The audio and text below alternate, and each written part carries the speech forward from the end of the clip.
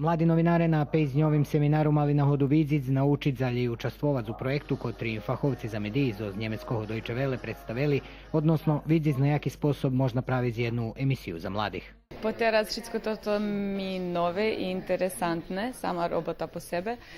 A teraz, posle toho seminara, možem povedati, že upečatky dosť premenili. Ukázali nám veľa kreatívnejší spôsob roboty, veľa sme še i družili i zabavili usput. Ja robila moderaciji, to je na javi, za tú mladežskú emisiju.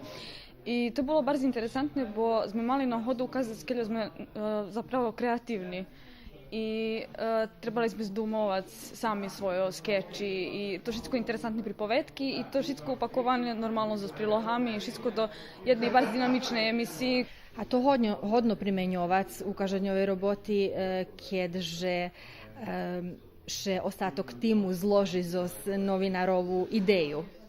Znači, думам, že bar zbitne, že bi taki kursi boli vece i že bi može bud cala firma prešla prez taki kurs.